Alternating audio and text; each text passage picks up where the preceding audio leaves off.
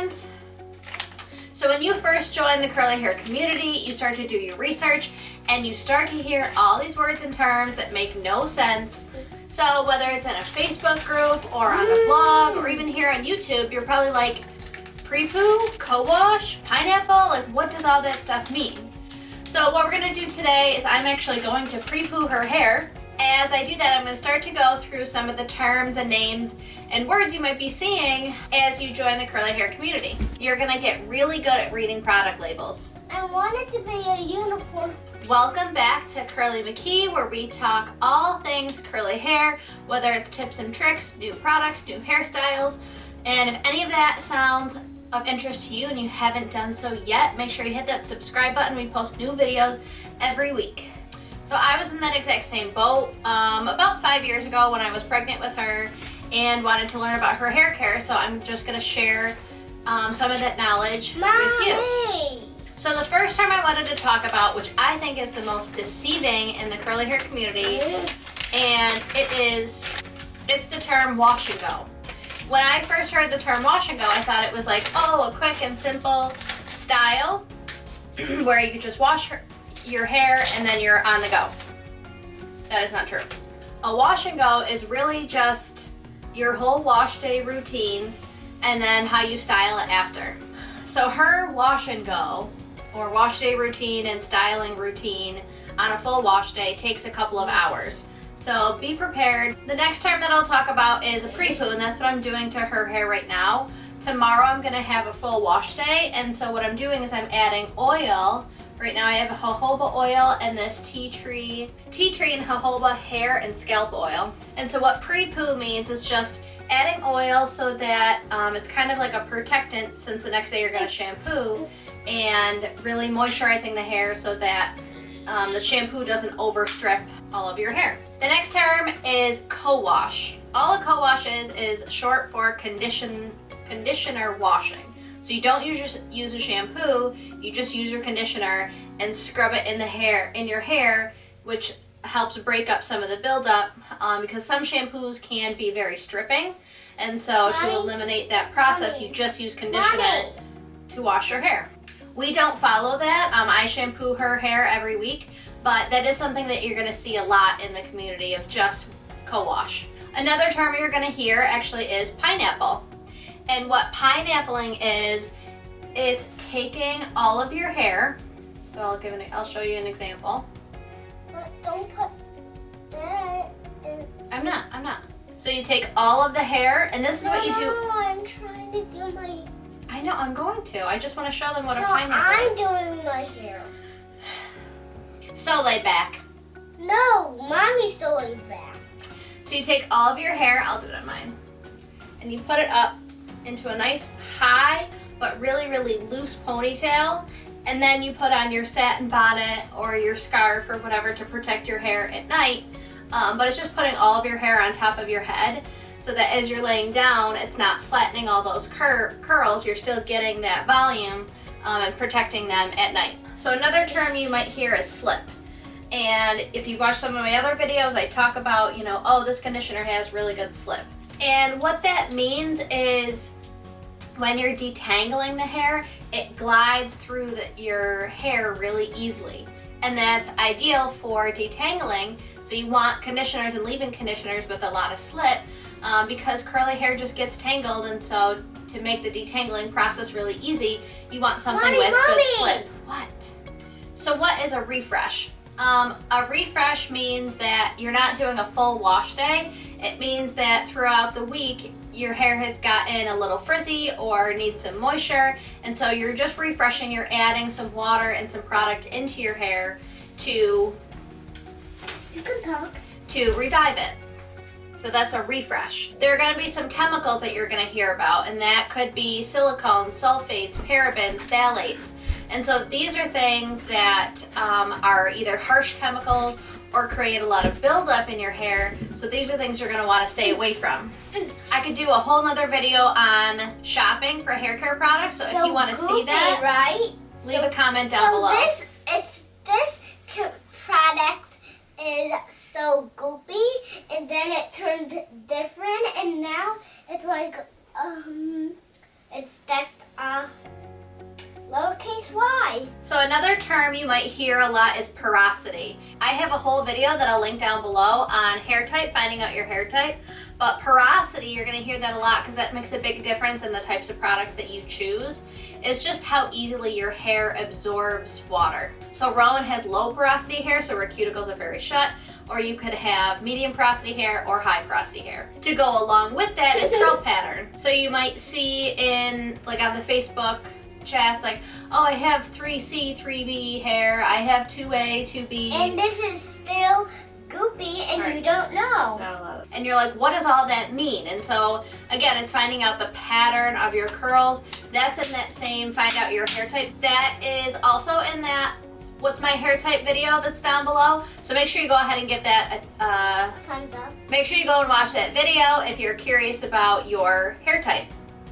Too much protein. You might hear like, oh, does this have protein in it? Or see the word protein, and that can get very confusing when you're like, this is my hair and this is not nutrition. And but it is something that you have to pay attention to, because if you use products that have protein in it too frequently, I'm gonna have a unicorn. your hair gets protein overload and then it gets dry and brittle and there's a lot of breakage. Mommy. So you will want to know which of your products have protein in them. You're going to get really good at reading product labels. There are also a lot of different product type names out there. So you're going to see leave-in conditioners, deep conditioners, gels, jellies, hair milks, hair masks, And stylers, oils. gels. Little gels.